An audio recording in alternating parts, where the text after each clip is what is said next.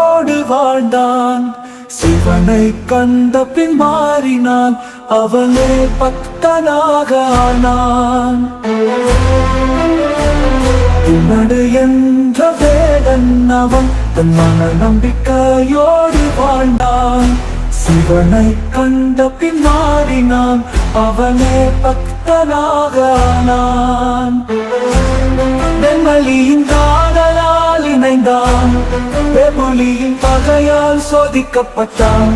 மரம்மாவின் மாயையால் போராடினான், சிவனின் ஆசீர்வாதத்தால் ஜெயித்தான்.